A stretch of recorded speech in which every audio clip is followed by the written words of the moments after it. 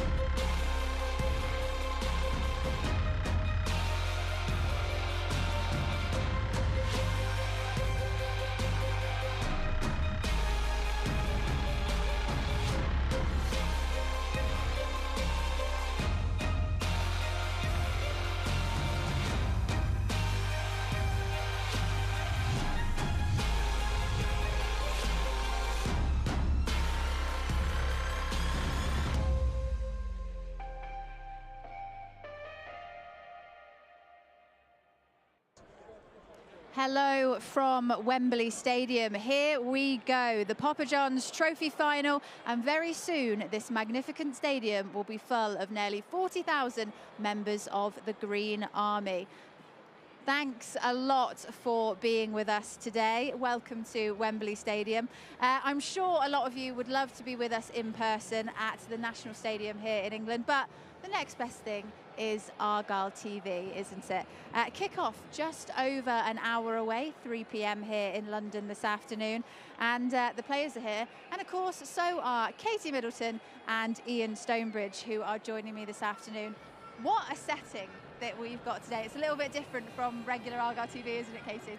Yeah, I mean, it's amazing here, isn't it? Just looking around and seeing the stadium filling up, all the green shirts behind us, the atmosphere's building. It's it's incredible, and obviously amazing for the boys to be playing here today. Yeah, Ian, how are you feeling about this afternoon and being here yourself, of course? Yeah, it's fantastic. The noise so far, I mean, my maths isn't my strong point, but it's not even a tenth full, and the noise a minute ago when the players were on the pitch was absolutely frightening. So when it's full, it's going to be fantastic. What an occasion! And you know, an absolutely fantastic occasion for the club as well. This is the third time, you know, that we've been here at Wembley, and the Green Army have come out, as you say, in their numbers, haven't they, Ian? Yeah, they have, and you know, this kind of occasion, it almost feels like a bit of a party atmosphere already. You know, in and around the stadium, it's been fantastic to see all the green shirts and, you know, singing even outside the stadium. So again, once everyone's in here, I'm sure the atmosphere is going to be absolutely fantastic. Yeah,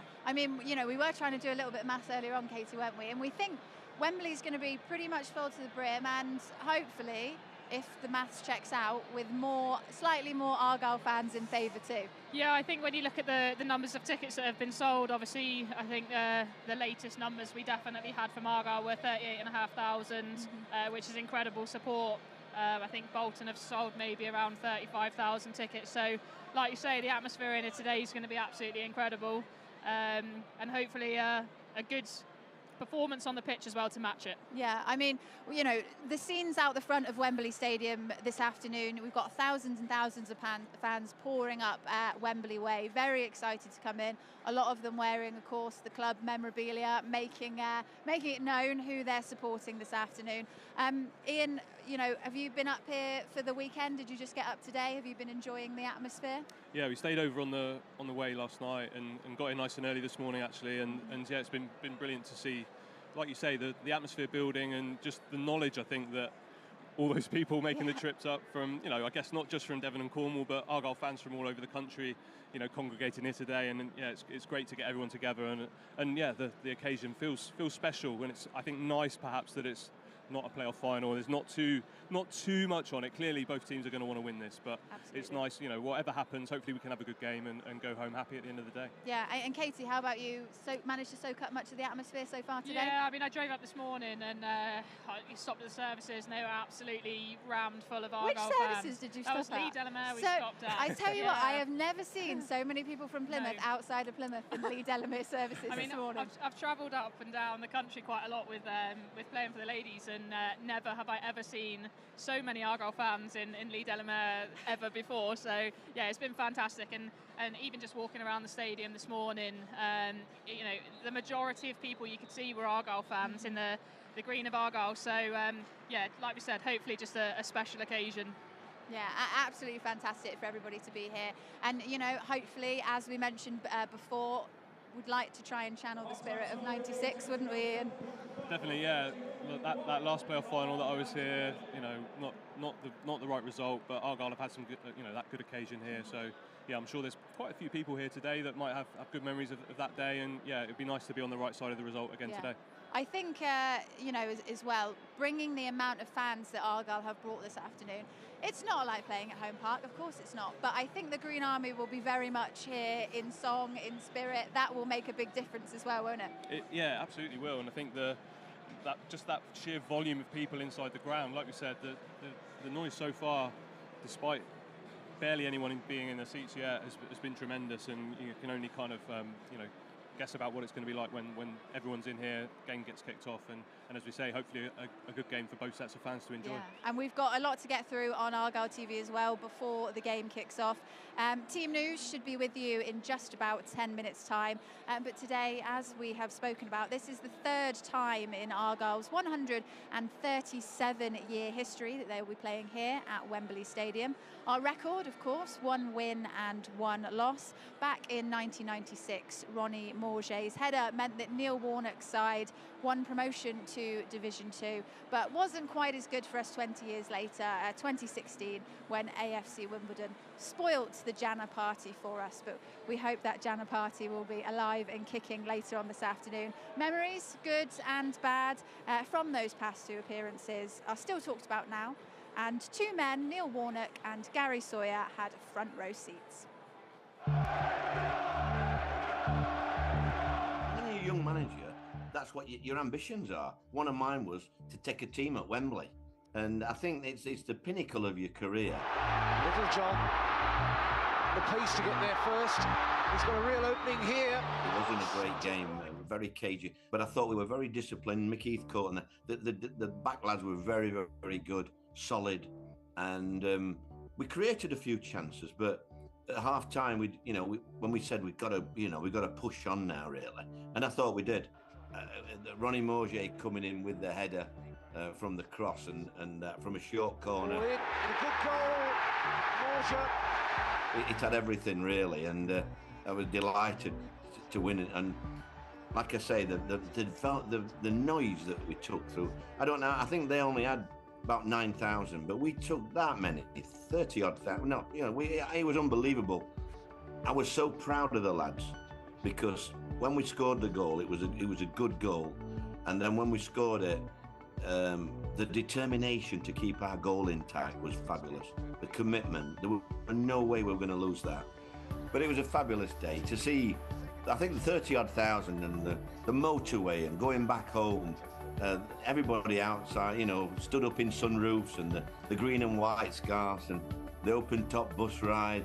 Oh, it was brilliant, really, and there's nothing better than winning at Wembley. It's everything you dream of as a young boy playing football, and it's the reason you do it, is you want to end up at Wembley at some point in your career. You just want to win. Try and keep it as close to what you normally do on a Saturday as you do on a Saturday, and then it gives you the best chance. But obviously there's nothing that can sort of prepare you to walk out Wembley.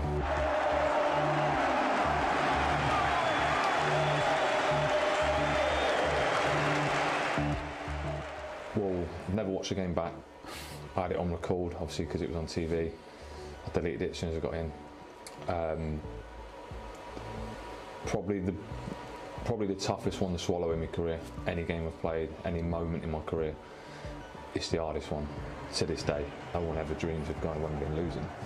You never think about losing when you're a kid. You dream about going to Wembley and you're going to lift the cup and win a game of football in Wembley Stadium. But in reality, when it doesn't go your way, it's a lonely place when that whistle is blown, and it gives you a sour taste in your mouth for Wembley for what should have been arguably my best moment in my career. Their only season at this level, Plymouth. You've got to grasp the moment, and the players have got to realise what's at stake. It's not just a game. It's been in the folklore. It's been in the history of the club, being remembered. You know, I was there that day. 30-odd thousand of you.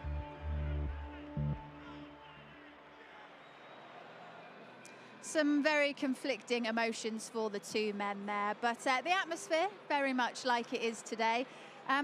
They were both playoff finals though, Ian, and this is not. This is a little bit different, isn't it? Yeah, it is, and I think I said just now, it feels very different in that the stakes are almost, you know, so much lower than a playoff final where, you know, for the losing team, it really is, you know, the whole season you've worked towards that one game, and that disappointment is so huge. So I think, you know, today both teams having good league programs so far. You know, clearly both of them going for promotion. Perhaps, you know, clearly Argyle with a better chance of going up automatically at the moment. But, you know, whatever happens today, both teams will definitely be quickly moving on, I think, to next time. So to me, that almost makes it even more of a fun day out for everyone. You know, perhaps not so much riding on the result, although, as we have already said, there is a nice financial bonus for the winning team today, which, you know, for both clubs, I'm sure will be put to good use. So yeah, it's certainly nice that whatever happens today, we still have a good form in the league to fall back on. But, you know, equally saying that, you know, the confidence that you could gain from a good performance here today, and you know, conversely, if a team didn't do so well today and something, you know, a really bad result, that could have a slightly knock-on effect in the league. So, you know, fingers crossed it's Argyle come out really positive, give Bolton plenty to think about, and you know, take the game to them, build that confidence in for the league running. Yeah, and Katie, it's hard to imagine all those weeks ago when we first started this Papa John's run that we would find ourselves here at Wembley Stadium on a Sunday afternoon.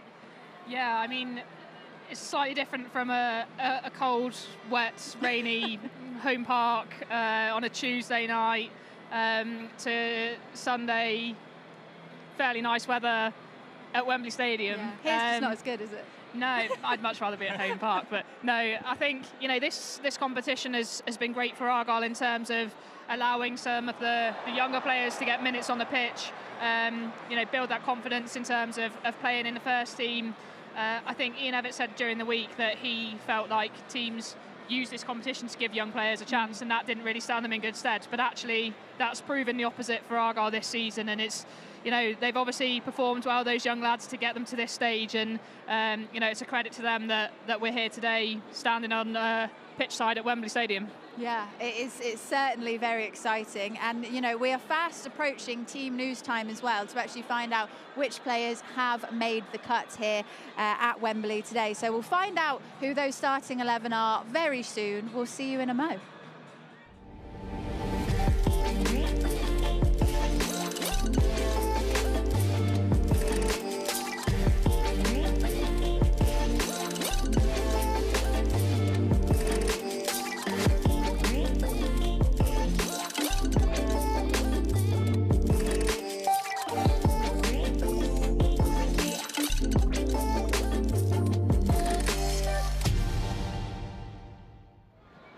Welcome back. Here we go then. Hot off the press, the Argyle side for this afternoon's Papa John's Trophy is as follows. We have got Burton, Gillespie, Wilson, Scar, Houghton, Edwards, Mayer, Mumba, Wright, Mattetti and Hardy. And on our bench this afternoon, Parks, Lonvike, Galloway, Butcher, Miller, Azaz and Cosgrove. There are a list of names there, Ian, that are going to be very happy to have made the cut and given the opportunity to come out on this field, aren't there?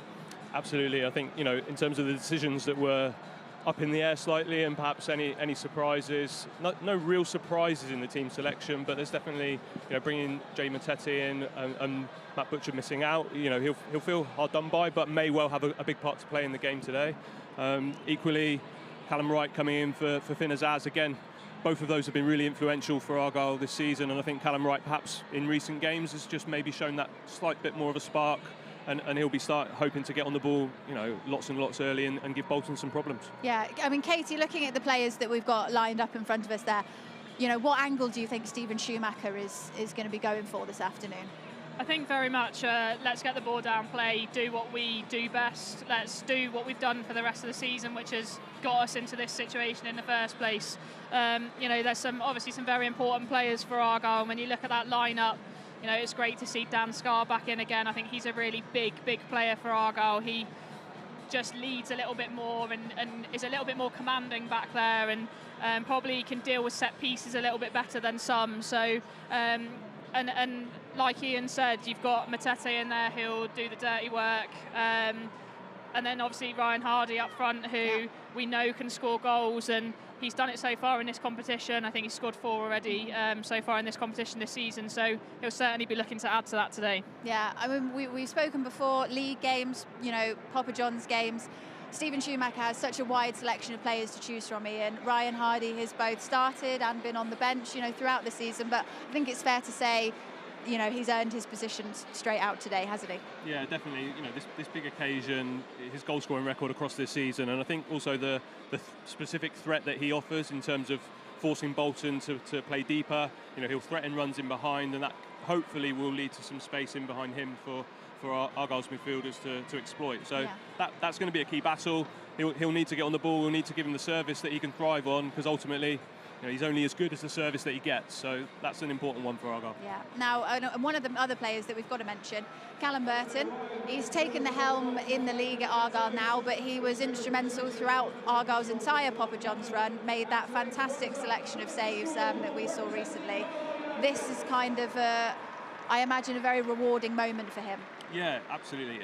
It's huge, and like you say, to be involved in that competition right the way through, we've already mentioned, and we'll talk a bit more, I think, about the young players that have been involved right throughout that run. But yeah, Callum Burton specifically, his performances to get us here from that last game, and in the tournament before that, where, you know, he was ultimately trying to show, you know, that he's a reliable backup at that stage to Mike Cooper.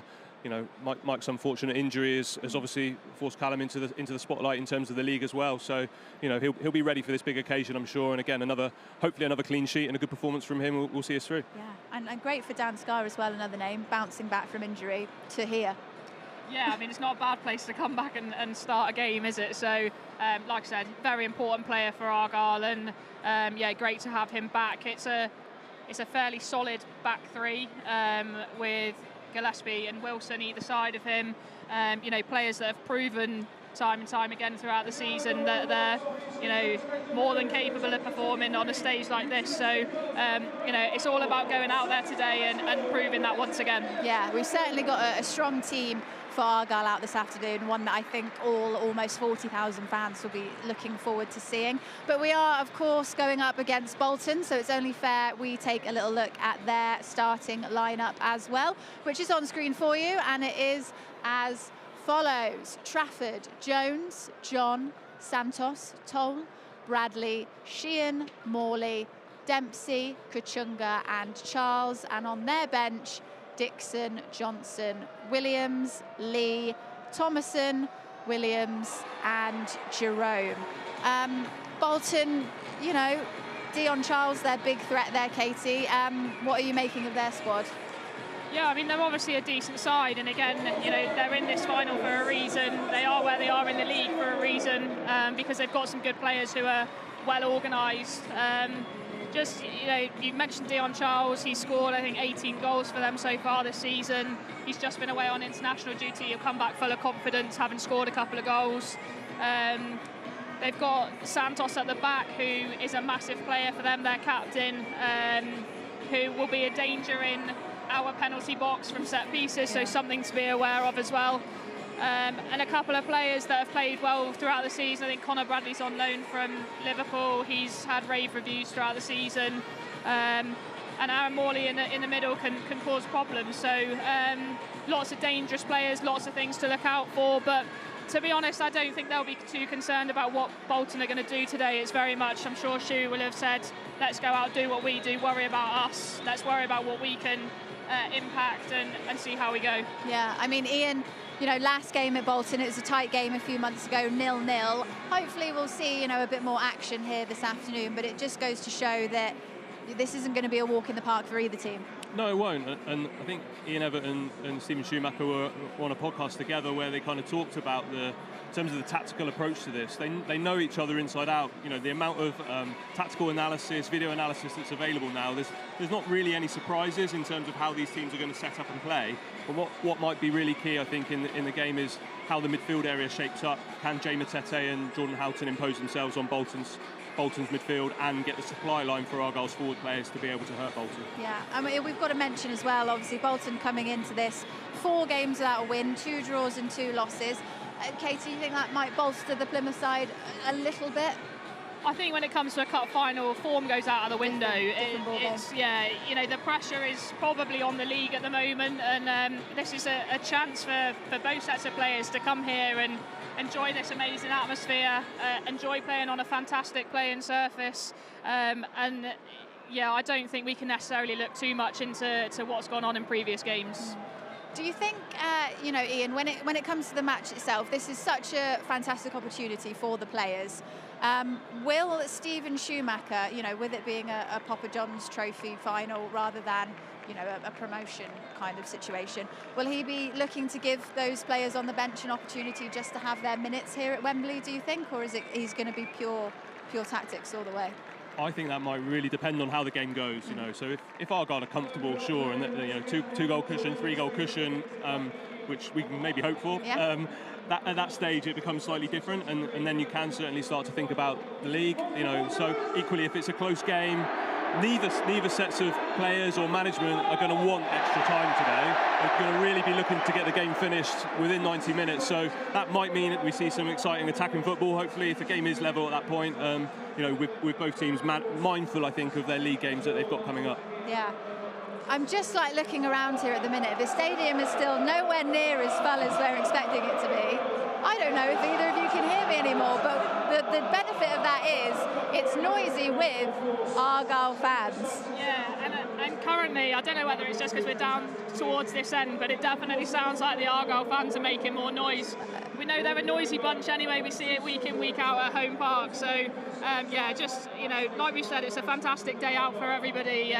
Everyone involved with the club, everyone who's followed Plymouth Argyle for whether that's, you know, this season or whether that's for the last 25 years. You know, it's great that we're here together at Wembley to hopefully celebrate a good occasion. Yeah, I'm certainly glad that we are in the Argyle end for it to be noisy. I think it would be we'd be in a little bit of trouble if we were down the other end.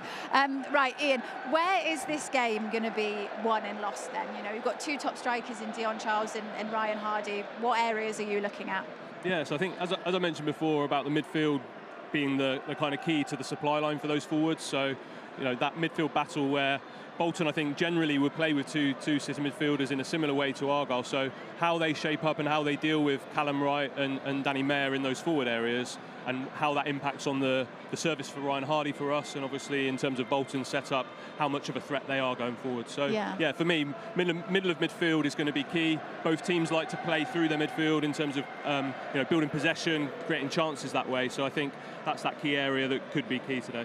Yeah, we've got some, you know, interesting stats there on the screen as well that everyone was having a look at. It's, you know, like we said, 17 goals for Hardy, 18 goals for Charles. There's not much in it, is there? No, and they're both good players, and that's why they score goals. And I think, you know, Ryan Hardy, his goal at the start of the season was to get to 20 goals. You know, he's only a couple off that, and yeah, if he was to add a couple to his tally here, what a fantastic place to do it. I also think, for me, one of the important matchups are going to be how the wing-backs fare against each other. Okay. Both teams will play with a back three and wing-backs, and for me, whoever gets on top in those positions, I think, is likely to come out on top in the game. So, you know, it's going to be really important that Joe Edwards and Barley Mumba really kind of stamp their authority on the game. If they can stop Connor Bradley and the other wing back from coming forwards very much, then again I think it puts us in a good position, and we'll certainly hopefully get Argyle on top in the game nice and early on. Yeah, we want to see, you know, those players making it available for Argyle to get through. I mean, Bolton haven't conceded in the last 3 rounds, so how do Argyle, you know, put an end to that? I mean, they're obviously good at the back. They haven't conceded in the Papa John's Trophy, but actually if you look at their last maybe 4 or 5 league games, they've only kept a clean sheet once. So, as we said, form goes out the window. Anything can happen today.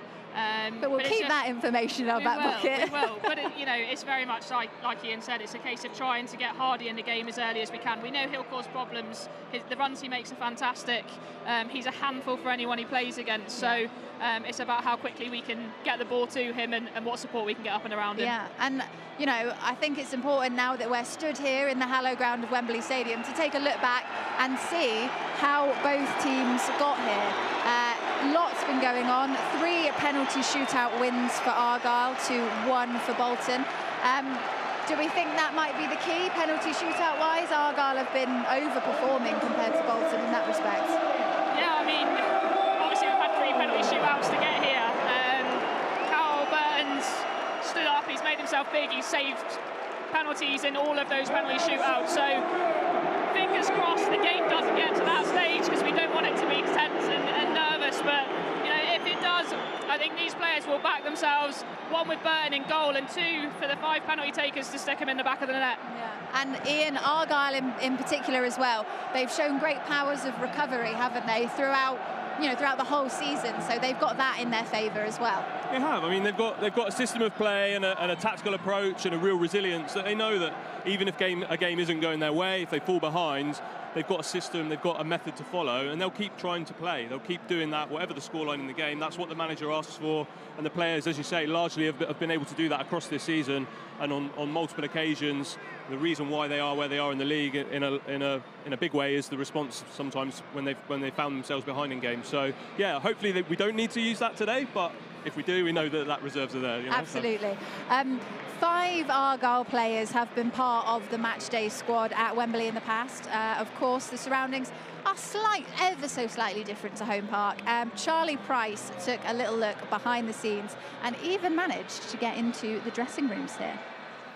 Yes, 24 hours before kickoff, and we've been granted behind-the-scenes access here in the Argyle dressing room. This is where the players will be sat minutes before kickoff.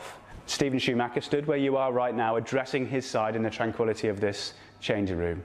And yes, the surroundings are slightly better, maybe slightly bigger than what is at home park, but it's been kitted out to try and make the Argyle players feel as at home as possible. Now I'm going to give you a little tour of the changing rooms, and as you can see, we've got the We Are Argyle branding all the way around behind where the players are going to be sat. There's a huge Argyle badge in the middle of the changing rooms as well on the floor. And if we come across to this side here, one of the last things that the players will see is you lot, the Green Army.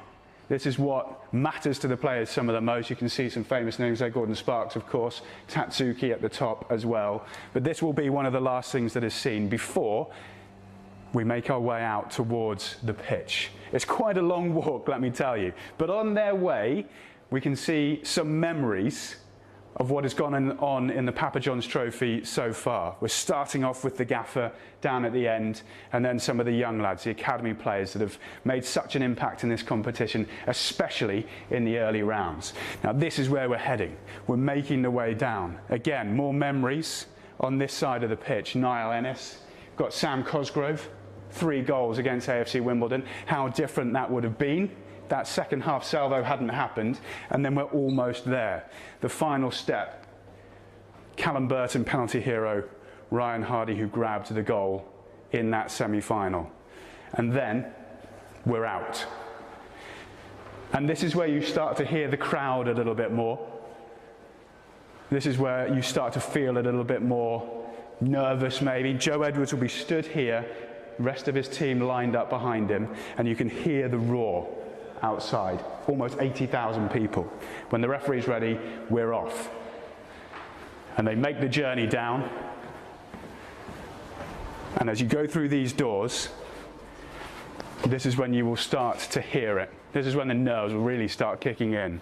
You're out in this incredible arena, the home of English football, with so much at stake. And to this side, on the right, as the players walk out, almost 40,000 Argyle supporters, green and white flags around, and Joe Edwards will lead his side out,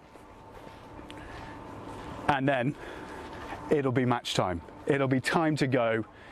The talking is done, and we'll be on our way.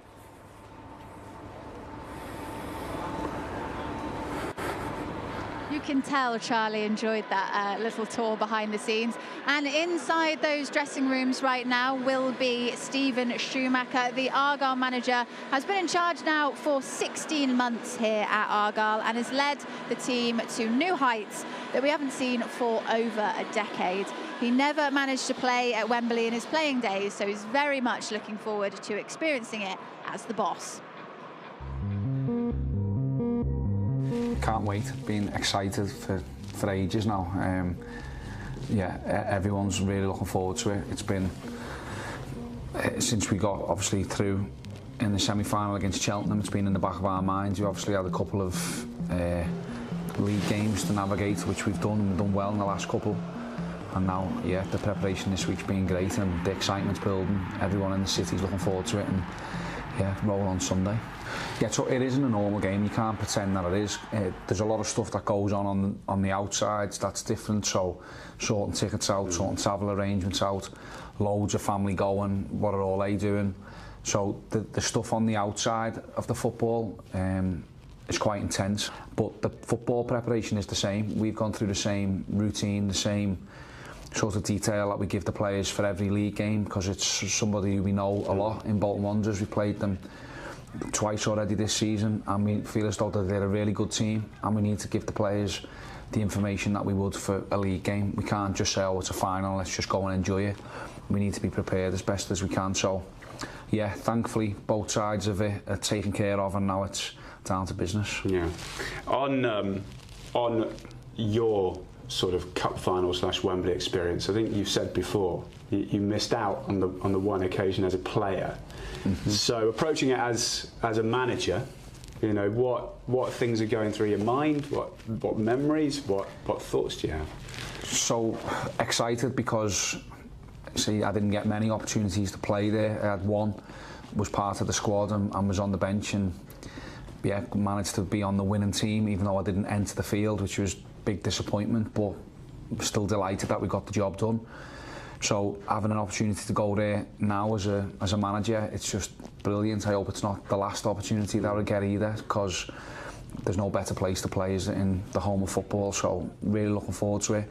It's been obviously on the back of my mind that I have to make sure I'm clear in my decision making, and I know it's not going to be easy telling people that who are in the starting 11, and telling people the worst part is going to be who miss out on the squad, because we've obviously got good numbers. So that's really difficult, and I know it's going to mean a lot to people. But again, I just stress to them that I've been where they've sat if they get some bad news and that disappointment, and it's not taken lightly by myself. So hopefully they can accept it. What's a good thing about it is that it's not the last game of the season. There's still 8 more cup finals to go, where one of them will definitely be the hero, I'm sure. It's outstanding. It just blows your mind, doesn't it? Every single week that they're travelling away from home to supporters, at home we're selling out, and for us to sell 38,500 tickets at this stage it's just phenomenal. It's more than Bolton Wanderers, who are a former Premier League club, who are so-called. Every time you hear the pundits say one of the big boys in the division, well, we've dwarfed their numbers, so it shows how good our fans are. Where, as I always say, we've got the best fans in the country, and hopefully we can put on a performance as a team that they can be proud of. Just finally, have you allowed yourself to think about what it would be like in front of almost 40,000 Argyle fans when you're walking out, just pre-game? Yeah, I've been visualising it. My wife goes on a lot to me about positive visualisation, so I've done it all. I've walked out the tunnel, I've celebrated in front of the fans, I've walked up the steps, I've lifted the trophy, I've got drunk in the dressing room. I've done everything this week in my head. Say positive visualisation, hopefully all of them come true on Sunday. Nice to hear from Stephen Schumacher there. You are watching Argyle TV, and we are live here at Wembley Stadium this afternoon, just 40 minutes away from kickoff in the Papa John's Trophy Final. Coming up next, we will be chatting to none other than Mike Cooper, so don't go anywhere.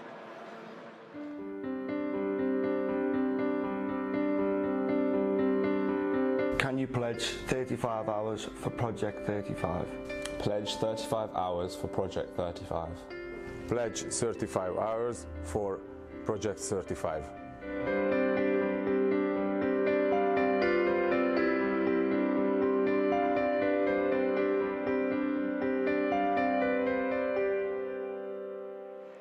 Right, look who has joined us. We're here with none other than Mike Cooper. This is actually the first time we've met. Nice to meet you. And yourself, yeah. How does it feel to be here today, Mike? No, it feels amazing. You know, I've been stood outside for about half an hour now, just taking it all in.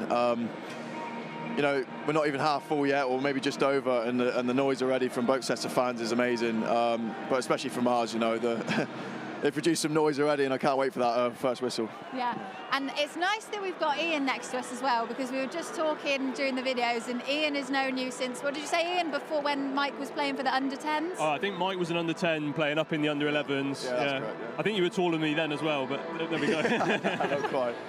I mean, you know, Ian, having seen Mike playing and you know, rise up through Argyle, what's it like for you to see him here today and see how well he's been doing, you know, through the club? No, genuinely, it's an absolute pleasure and a privilege to first of all to coach Mike through the academy, and you know, all the coaches that worked with him. You know, Reece Wilmot, I think in particular over the years, it's such an honour to see the progress he's made, and I think, you know, he's a brilliant representative of the club. Performances on the pitch, clearly, you know, to be here today and to not be on the pitch, I really feel for Mike. I feel for you, Mike, but you know, he's here to support the team, and hopefully we can see a good result today. Yeah, and Mike, how are you doing? You know, we know you had the injury earlier on in the season. Recovery-wise, how's it going for you? Yeah, no, I'm doing really well, thanks. It's only been 6 and a bit weeks, and I'm, you know, doing really well in terms of, you know, my gym work, all that sort of injury specifics or whatever. But no, yeah, in terms of, you know, mentality side of everything as well, I'm doing really well. I'm just excited to be here and just watch the boys do what they do. Yeah, and talk to us about your teammates. I mean, they are just in front of us on camera here warming up. What's the atmosphere like with them? Nervous, excited? I think deep down everyone's nervous. I think, you know, you'd be in the wrong sport if you weren't coming to Wembley on a cup final day and not be a little bit nervous. But no, I think everyone's just excited to go out and put on a performance that, you know, we know we can do, and you know, whatever the result of the final whistle, we'll be proud of what we put in. Yeah, and hopefully, if we win, you, of course, are part of the Argyle team that will be lifting the trophy. You know, what will that be like? Yeah, that would be really, you know, surreal. I mean, I haven't played a minute in this cup, but for the first, you know, team to win a cup at Argyle in history, no, to go down in history would be a real special day for everyone involved. Yeah. And you know, talk to us about Callum Burton as well, because he's stepped in for you in the league, but as you mentioned before, the Papa John's thing has kind of been his thing so far this season. I mean, how, you know, impressed are you with him as a teammate and a friend? Yeah, no, I think everyone's, you know, we're always impressed by the way his attitude was, his application in training. You know, I'm playing, but I understand what position he's in, because I've been there myself. So no one was surprised with the way he stepped in at such quick notice to fill in, and you know, played really well ever since then. And, you know, he deserves a day like this more than anyone with his 3 saves in the semi-final to get us through. So, no, I'm just buzzing for him, really. Yeah. And finally, quick word on the fans. We've got almost 40,000 in here this afternoon. You're well used to them chanting your name in Home Park. We've heard the Mike Cooper, he's one of our own. You'll be joining in this afternoon as well, I'm sure, in supporting the boys on the pitch. Yeah, absolutely. I mean, I feel like an absolute fanboy today. I mean, just look around, it's nuts, isn't it? So, no, I can't wait for that whistle. And when we score, the roof's going to go off this place. So, no, I can't wait. Well, thank you so much for being with us, Mike. You've got an option now. You can hang around and chat with us. We're going to chat with Mark in a minute. Or if you want, you're free to go and hang out with the rest of the boys. I feel like I know which one I would rather do if I was you. No, I don't mind hanging around and chatting. All right, you can hang around. It's nice to have you with us. Mark, hello. Hello, Erin. Welcome pitchside Wembley Looking Stadium. very nice in your green coat, But as do you know always. what? I wanted to make sure everyone knew who I was supporting. Yeah, How well, are we this afternoon? Very good, yeah. Obviously, great to see Coops back here as well. He said post-recovery 6 weeks. He's been in the gym, as you can tell. Yeah. Great to see him back. And as he said, he's going to be supporting all the lads here today. And as he said, great occasion. You've got to come here and perform. 7 games to get here. They deserve to be here. Amazing support. It's almost like an FA Cup final, really. I know it's the EFL trophy. And credit to all those fans. I was down at the Box Park earlier on. 3,000 in there. The journey they had to make to come here was a long one, of course. But credit to them, because that's what the football club is all about. Yeah, so you've been out actually able to soak up the atmosphere outside. I have. It's been superb. I've been very fortunate to be here. I've been here 3 times before, in '96 where we lost, and we won in '97 and 2007. So I've been in both camps.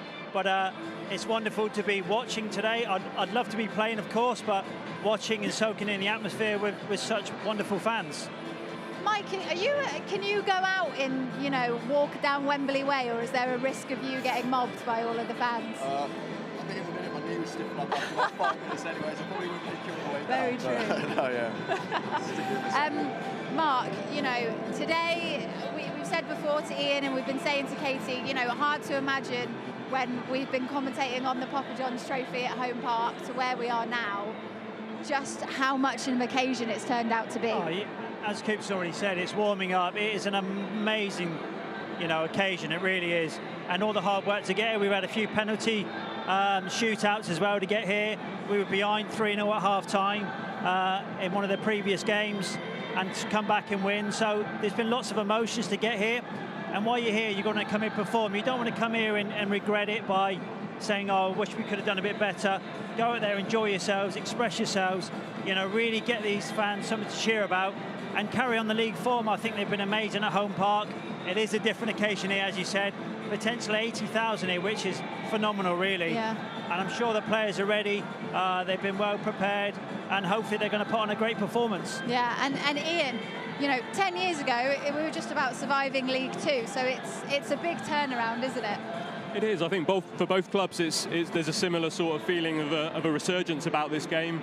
You know, huge occasion. You know, Mark says feels like an FA Cup final. Really, the volume of people in here and the atmosphere is absolutely fantastic. But yeah, for Argyle specifically, I think it seems to be part of a building of momentum around the club. You know, progression in the league, progression in cups. You know, and Mike's here with us today, but the progression of youth in the team as well, yeah. and some of those homegrown academy products, you know, featuring heavily across the season has been great to see. Yeah, Argyle is in such a good place. And Mike, you know, you are part of the reason Argyle is in such a good place. The amount of work that you've put in, you know, up until your injury this season. How are you feeling looking at the club going into the final phase? No, I'm excited. You know, to get to 80 points, which is the same points tally as what we got last season, 8 games fewer, or is it? Yeah, 8 games fewer.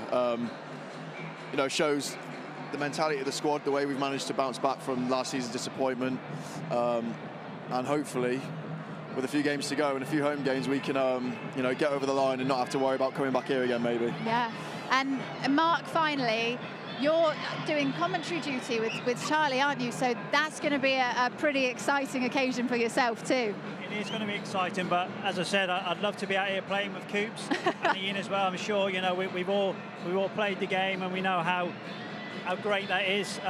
We're on the other side now looking in. Well, Coops obviously just recovering from injury, but now wonderful occasion, And who knows, the double's on. You know, I'm a great believer in breeding confidence and being really positive.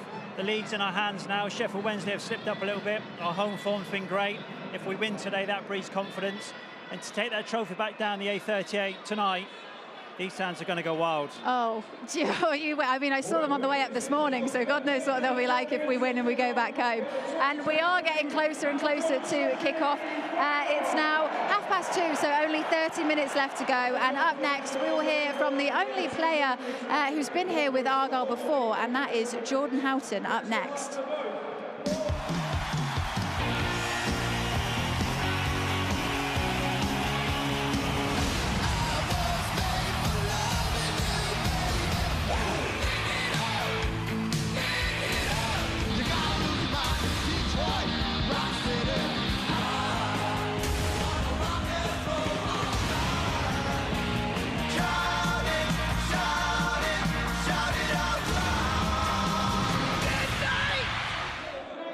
Yeah, that is right. Jordan Houghton is the only member of the current squad who was also here with Argyle 7 years ago in 2016. He was a teenager back then, of course, and he's hoping that his experience from that day can help Argyle get one better and win today.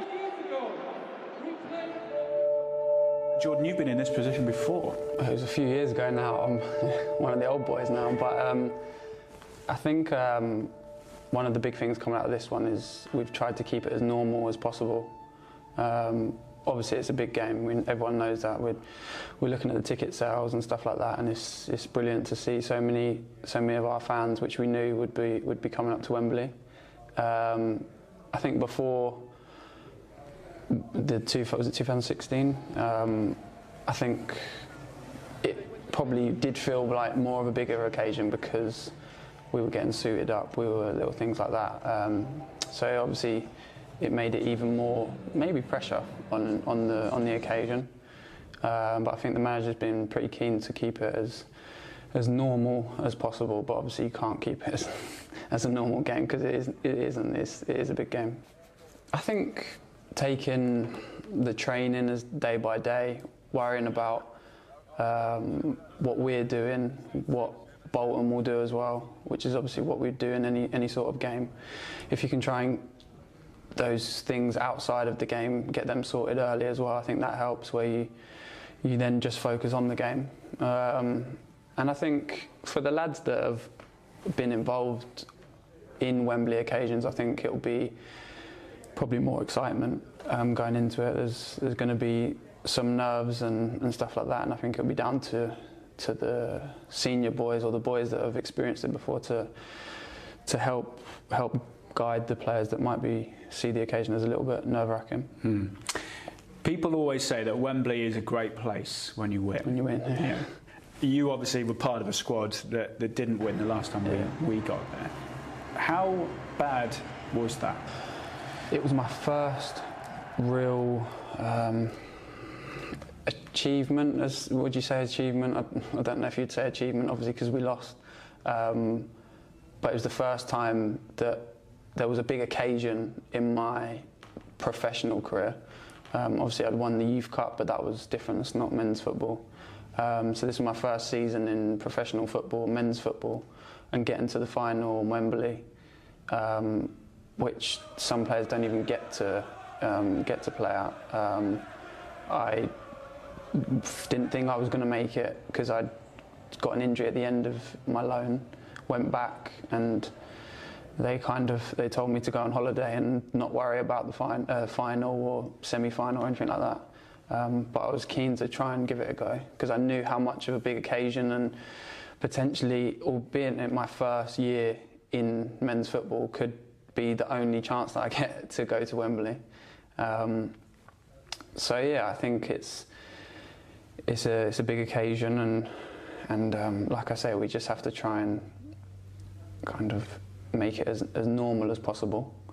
And but like you said, it's not a good occasion when you come away losing, which I did and we did, and it was kind of a feeling that you don't want to feel, and I felt that quite early on in the men's game. So I think that put me in good stead going forward, that I wanted to be victorious in these games or promotions or whatnot, and thankfully I have come out on top 2 times with that, and hopefully again on Sunday.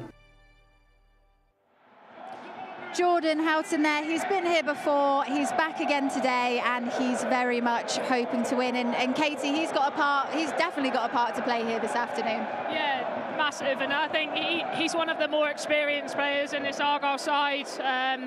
Obviously, he was here at Wembley in 2016 with the squad. He didn't play then, but as much as a kind of leadership role as he's got in terms of how Argyle play, he's also got a super important role in terms of, if we don't play through the midfield and we start hitting balls long, it becomes a little bit predictable. When we can get the ball into him, Jay Matete, who can drive forwards, they start to be progressive and get the players up the pitch. That's when we look dangerous. So it's about trying to get him on the ball as much as we can, calm head, try and keep everyone as relaxed as we can, and yeah, hopefully he drives us forward to that victory everyone wants today. Yeah, I'm on edge here a little bit because there's so much media happening. We've got people walking around behind us, and I'm so used to being crept up on by Pilgrim P that I'm getting flashbacks that he's here around us. But Pilgrim Pete will be somewhere, and I look forward to seeing him. Ian, we're going to have another look at the team news in just a second. Player-wise, you know, who are you keeping an eye on this afternoon? I think we mentioned how Ryan Hardy can be key for Argyle as long as he gets the right service. So for me, Danny Mayer and Callum Wright in behind him are going to be really important. If we can get the ball into them in those areas in between the lines, hopefully stretch Bolton's back three, give them something to think about. It's them that the gaps can open up for those little threaded passes, or hopefully Danny Mayer cutting in from that left-hand side with a nice little right-footed curler for his first goal. I haven't pictured this too much. No, honestly, you're all over it. I think both Callum Wright and Danny Mayer can be big influences on the game as long as we're able to get the ball to them. Yeah. I mean, the fans inside the stadium will have had their recap on the players playing this afternoon, but for those of you watching wherever you are, let's just remind you of Stephen Schumacher's 11 who are playing here this afternoon at Wembley Stadium in London. You've got Burton, Gillespie, Wilson, Scarr, Houghton, Edwards, Mayer, Mumba, Wright, Matete and Hardy, and on our bench, Parks, Lonvike, Galloway, Butcher, Miller, Azaz and Cosgrove. Some new names, Katie, some old names, all of them. This is going to be a very big occasion for them. Yeah, massive occasion, and like we've said all along, kind of, it's almost a free hit, pressure's off a little bit. The week in, week out pressure of league games goes out the window today. You've got this massive support behind us. I don't know how much you can hear of us, but you know, it's incredible, the atmosphere in here, and all we want today is for those players to go out and perform to the best of their ability, and if it's a good performance, win or lose, let's all be proud. Yeah, let's take a look at who we are up against this afternoon as well, because there's no game without the opposition team. Bolton Wanderers, we are playing this afternoon, and they have Trafford, Jones, John, Santos, Toll, Bradley, Sheehan, Morley, Dempsey, Kachunga, Charles, and on their bench, Dixon, Johnson, Williams, Lee, Thomason, Williams, and Jerome. A quick word, Ian, on Bolton. They've obviously had some big games before. Just over 10 years ago, they were in the Premier League. They've played in Europe, and they've also won this competition back in 1989. So they're quite used to this kind of occasion. Yeah, certainly from my memories of kind of following football when I was growing up, and you know, when I was playing, Bolton were always they were a well-established Premier League team. So clearly they're, you know, have fallen from that position quite some way over the years. But I think, you know, like Argyle, there's a good feeling around Bolton as a club at the moment. You know, I think they're much more stable off the pitch. We've got an up-and-coming manager, much like us, in Ian Evatt, who's had success getting them out of the League Two, and yeah, they've got some momentum behind them as well. Obviously, they're not quite as well placed as Argyle in the league, but I'm sure they'll be looking for a good result today to try and again kickstart their momentum. You know, not so good results in the league recently for them, so this could be a really important one for them in terms of building confidence. Yeah, I mean, you know, Katie, we're looking at some of Bolton's moments throughout the history of their club here. You know, they they've set a precedent previously. They're coming here, and I think Argyle quite excited to play them. Yeah, and I think, like Ian said, they've had a little bit of a fall from grace, but actually, I think they're a team that are on the way up again, as are Plymouth Argyle. So, just a massive occasion today, a great day out for the fans, and like we said, a big opportunity for these players to put on a show in front of however many fans are here, 80,000 fans, whatever it is, and show what they can do. So we're as excited about the game as the rest of the people here today. Yeah, right. Before we wrap up and soak up the rest of the atmosphere, kickoff is growing ever closer. Katie, your final thoughts, your final predictions on how you think the game's going to go? I think it'll be close. I think it'll be a tight game. It'll probably be a little bit edgy to start with while players settle in. I'm going to go 2-1 Argyle. And the benefit of this is because it's so noisy here at Wembley, Ian will have no idea what your prediction is. So Ian, asking you again, with no influence from Katie, your thoughts on this afternoon's game. What can we look forward to from Argyle? What's your prediction? Yeah, I think that the pressure of the occasion, as opposed to the pressure of perhaps the outcome of the game, I think we might see some entertaining stuff today. I'm going for a 3-2 win for Argyle. Plenty of goals. As long as it's an Argyle win, you love to see it. Right, that's us done here, pitchside here at Wembley. We're about 20 minutes away from kick-off now. Charlie Price and Mark Edworthy are doing your commentary in a bit. Due to the competition regulations, we'll only be supplying audio commentary on today's game, but you can get your match pass from the website now. We're almost ready. The Janner song has started. The Papa John's Trophy final has finally upon us, and before Mark and Charlie take you through it all, let's hear from our chairman, Simon Hallett, who is obviously a very proud man. Simon, Wembley, 7 years on from our last trip, when you just started your new association with Argyle. Very different club, I suppose, now, very different place, very different feeling. How much are you looking forward to this Wembley trip? I think I'm looking forward to a bit more. There's a bit less pressure. I think it was very important that we won in 2016 and we didn't. I really want to win this trophy, but if we don't, it doesn't define the season. The season will be defined by where we are in the league. So a little bit less pressure, a bit more enjoyable, and if we don't win it, a little bit less disappointment. He says now. We'll see. We'll see how I feel at this time on Sunday afternoon. Yeah, speak to you then. You are right though, and it also comes within a really incredibly exciting part of our season, which has been incredible up to now anyway, hasn't it? It adds to what has already been such a good Absolutely. campaign. So it's already been a good season. I mean, 2016 was a good season, and then we fell at the last post, which is kind of the nature of playoffs, I think. But this has just been a great season already. We've been playing good football. We've been doing well relative to our budget. We've been doing well relative to teams that would be expected to outperform us. We've taken points off the best teams in the division. We've shown in the last few weeks that we can beat the teams that aren't doing quite as well. So all around, it's just been a fantastic season on the pitch and off the pitch as well, of course. It means we're in the spotlight again, and we have been quite a few times this year. And every time we seem to shown up. How proud have you been watching on, and will you be also, I suppose, on Sunday, knowing, the eyes of the footballing world for the day are watching Argyle again? Oh God, it's terrifying me, Charlie. I'll be very proud, but it doesn't need the rest of the world to look on what's going on at Argyle for me to be proud of what's going on here.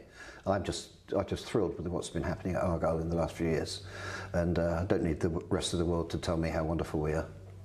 It's nice though. It is nice. If we go back to the last Wembley visit, obviously it didn't end up as we would want, but you just become a director, is that right? That's correct. Yeah. So the last 7 years, what have you seen that has changed from that? If we just take the two Wembleys as a bookend, and I appreciate there's more time to come. Yeah. What would be your I think we've seen continuous improvement in the culture at Argyle. I think we've gone from a club with silos where people were not used to taking risks, not used to being imaginative in the departments they were in, and where those departments operated quite separately and sometimes competitively.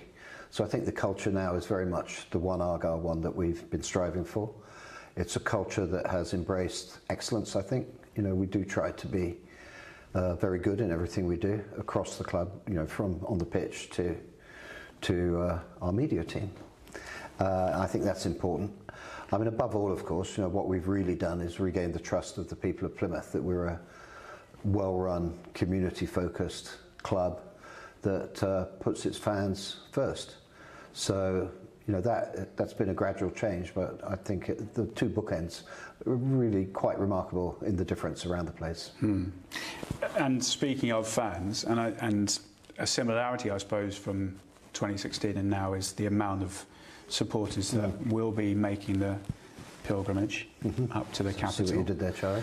It's even more this time, though. It is even more. Interestingly, you know, we're going from, in those days, 9,000–10,000 at a regular game to 35,000 going to Wembley. So, you know, a 4 times lift to 15,000 versus 38,000 going, so only a 2 and a bit times lift. So I think, you know, it shows that the people of Plymouth, Devon and Cornwall have rallied around the club and starting to support us in even greater depth. So, you know, a lot of the fans criticise fans who only want to go to big games, and I really don't care. We'll convert some of those. Some of those that came to Wembley in 2016 are now season ticket holders or turning up for half a dozen games a year. So I think it's fantastic that we can showcase Argyle for our potential supporters as well as for our present ones. Yeah, and that fan base has been growing since then, as literally absolutely. You've just said. Yeah. That the average this season is above 15,000. And if there's one thing that I'm pleased with, I mean, many things I'm pleased with over the last few years, but one of them is that we went against football, the football mantra that it's only worth spending money on the pitch. You know, people would tell us in football that, you know, all that matters is spending on the first team. People won't come unless the team's winning.